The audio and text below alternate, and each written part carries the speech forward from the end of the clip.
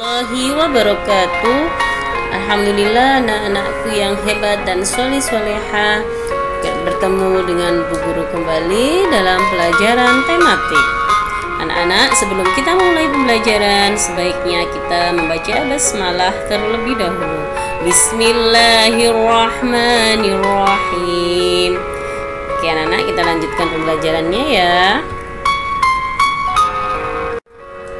Masih tema 2, subtema 4, bahasa Indonesia, menguraikan pesan dalam dongeng. Dongeng itu adalah sebuah cerita khayalan yang berisi sebuah pesan moral. Lah, istilah lain adalah cerita rakyat yang tidak dianggap benar-benar terjadi oleh yang mempunyai cerita. Jadi bersifat khayalan dan tidak terikat oleh waktu maupun tempat. Mulai dari zaman dulu sampai sekarang dongeng itu sama ya, tempat bisa diambil dari negara lain dibawa ke Indonesia, atau dari negara Indonesia dibawa ke negara yang lain dengan diganti bahasanya. Adapun bagian-bagian dalam dongeng, yang pertama adalah pendahuluan. Dalam pendahuluan itu ada kalimat pengantar untuk memulai dongeng. Kemudian pada bagian yang kedua itu adalah isi atau peristiwa. Bagaimana penting dari dongeng yang isinya menguraikan urutan kejadian dari suatu peristiwa.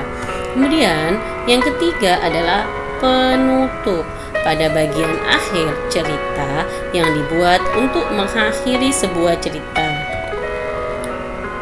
Adapun ciri-ciri dongeng, yang pertama adalah menggunakan alur yang sederhana. Yang kedua, cerita singkat dan bergerak cepat. Jadi alurnya itu singkat dan cepat. Kemudian yang ketiga, karakter tokoh tidak diuraikan secara rinci. Kemudian yang keempat, ditulis dengan gaya penceritaan secara lisan. Yang kelima, terkadang pesan atau tema dituliskan dalam cerita. Yang keenam, biasanya pendahuluan singkat dan langsung. Kemudian bagian akhir berisi pesan moral. Dalam sebuah dongeng itu terdapat pesan yang berfungsi mengajarkan nilai-nilai moral untuk diambil pelajaran bagi para pembacanya.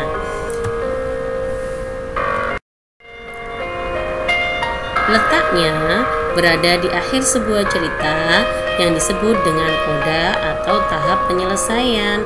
Berarti letaknya di akhir sebuah cerita. Nah, mendongeng menjadi sarana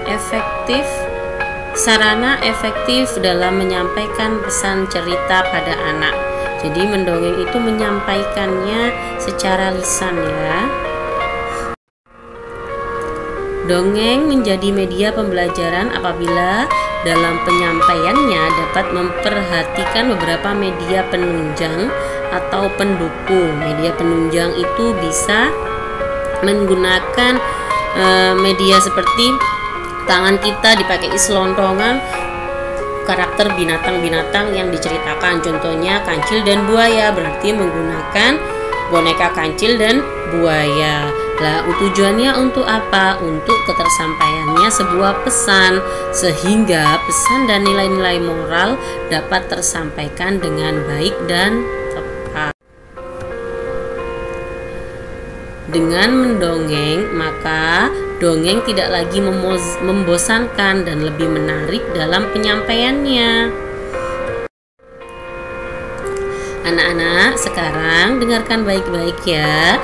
Bu Guru akan cerita atau mendongeng cerita yang berjudul Katak Jahat dan Tikus Petualang. Suatu ketika hiduplah seekor tikus muda yang ingin mencoba mencari petualangan baru. Kemudian ia berjalan menyusuri pinggiran kolam, di mana di kolam tersebut tinggallah seekor katak. Saat katak tersebut melihat tikus, lalu dia berenang menuju ke tepi kolam di mana tikus muda itu berada, dan katak mengajak tikus berbicara.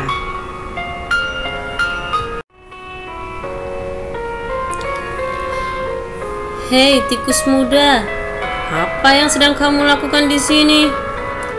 "Aku melihat alam yang indah ini, dan aku akan mencoba petualangannya," jawab tikus dengan antusias. Dalam benak sang katak memiliki akal licik untuk mengerjai sang tikus. "Wow, ini hal yang sangat menarik. Maukah kamu pergi ke tempatku, wahai tikus muda yang suka berpetualangan?" tanya katak itu kepada tikus muda itu. Sang tikus yang sangat ingin berpetualang tidak berpikir panjang lagi, dan ia menerima ajakan sang katak karena dia sangat ingin berpetualang ke seluruh dunia dan melihat segala yang ada di dunia.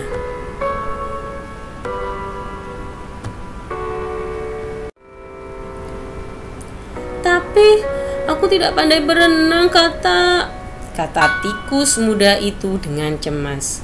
"Hahaha, kebetulan sekali aku akan mengerjai kamu, wahai tikus muda," ucap sang katak di dalam hati. Hei, jangan khawatir tikus muda. Aku akan selalu di samping membawamu dan berenang di sampingmu dan menjagamu," rayu sang katak dengan sangat manis dan raut wajah penuh senyuman. Sang katak memiliki akal agar sang tikus bisa yakin bahwa katak akan dapat selalu membantu sang tikus saat berenang di kolam. Dia mengikat kaki tikus tersebut ke kakinya sendiri dengan seutas tali, lalu dia melompat ke dalam kolam sambil menarik tikus muda yang polos. Tikus muda terombang-ambing di kolam dan sesekali tenggelam dan kemudian ditarik ke permukaan lagi oleh sang katak. Lalu kembali terombang-ambing dan begitu seterusnya berulang-ulang. Sang tikus yang terbawa-bawa berenang bersama katak akhirnya merasa cukup dan ingin kembali ke pinggiran kolam. Tetapi sang katak yang jahat memiliki rencana lain. Dia kemudian menarik sang tikus masuk ke dalam air, dan sang tikus muda memohon ampun untuk melepaskannya ke permukaan. Namun, sang katak malah tertawa kegirangan melihat tikus muda tersiksa, dan di benaknya timbullah akal licik lagi. Aku menarik tikus muda ke air yang lebih dalam. Tetapi sebelum sempat sang katak membawa tikus ke air yang lebih dalam lagi, datanglah seekor elang terbang menyambar ke bawah menangkap sang katak. Ketika burung elang mengangkat sang katak ke udara, tali yang mengikat di kaki katak dan tikus terlepas dan membuat tikus yang ikut terangkat ke udara langsung terjatuh ke semak-semak dan sekaligus menyelamatkan sang tikus. Tikus muda melihat ke atas sang katak yang semakin jauh dan semakin mengecil, dibawa oleh burung elang yang tidak terlihat lagi, kemudian akan menjadi santapan si burung elang. Itu tadi anak-anak cerita tentang katak jahat dan tikus petualang. Jadi pesan moral yang dapat diambil dari cerita katak jahat dan tikus petualang adalah janganlah suka jahat terhadap makhluk lain, karena bisa jadi jika berbuat jahat akan mendapatkan balasan yang lebih parah lagi. Nah, jadi kita jangan sampai berbuat jahat kepada sesama manusia atau makhluk hidup yang lain seperti pada hewan atau tumbuhan. Kita harus berbuat baik agar kita mendapatkan hal yang baik. Kalau kita berbuat jahat, pasti kita akan dibahas dengan kejahatan.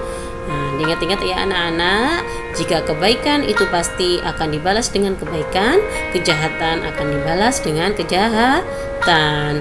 Jangan meniru si kata ya. Alhamdulillah pembelajaran hari ini selesai. Anak-anak, terima kasih atas semangatnya anak-anak yang selalu mengikuti pembelajaran daring. Tetap rajin belajar ya. Wassalamualaikum warahmatullahi wabarakatuh.